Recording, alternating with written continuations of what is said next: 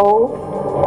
WNBA star back in U.S. custody. I'm glad to be able to say that Brittany's in good spirits. Surge in hospitalization. We've never seen it this bad. Good morning. I'm Steve Kathan. And I'm Stephen Portnoy in Washington with the CBS World News Roundup. I'm going to smile right now. Sherelle Griner, wife of WNBA star Brittany Griner, on the news that she has been released from a Soviet-era penal colony following a prisoner swap today with Russia in the United Arab Emirates. Sherelle Griner joined President Biden at the White House to celebrate Brittany's release. She's safe.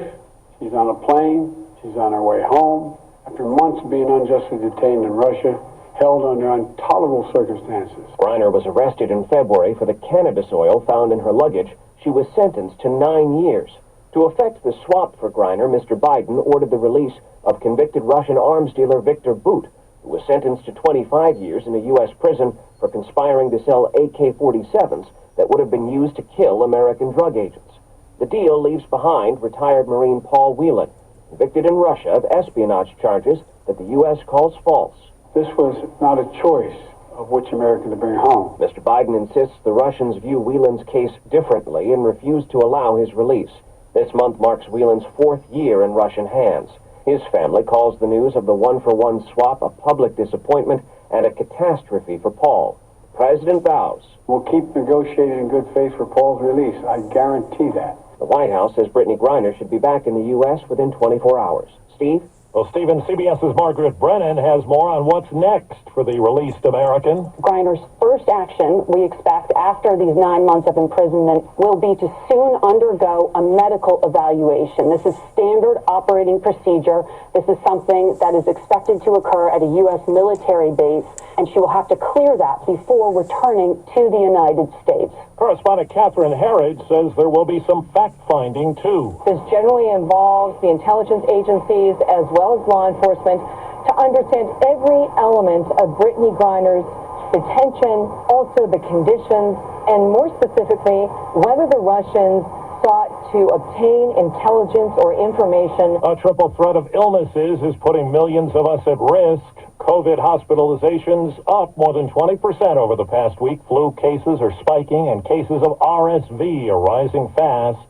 CBS's Carter Evans. Here at the Mass General Hospital for Children in Boston, the pediatric ICU is at 100% capacity, and most of the patients here are on oxygen or ventilators. This past year has been unlike any other years in the past, with RSV season starting much earlier. RSV, or respiratory syncytial virus, is surging along with the flu and COVID-19 infections nationwide. Megan's 10-week-old son, Jack, has been hospitalized with RSV for nearly a week after he began having trouble breathing. It's really scary as a parent to see that happening to your baby. It's the worst flu season in more than a decade, coming as COVID cases are again on the rise. The ER is inundated with cases, and people are being hospitalized. In Los Angeles County, COVID cases have soared 75% in just the last week. The power is back on in Moore County, North Carolina, after last weekend's gun attack at 2 substations. As CBS's Nicole Skanga tells us, the utility reports something similar nearly happened yesterday at an installation in South Carolina. The individual pulled up in a truck before opening fire using what appeared to be a long gun.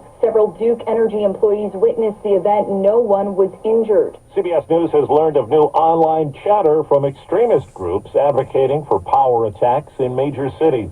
There's word lawyers for former President Trump found something in a Florida storage unit that will be of interest to federal investigators.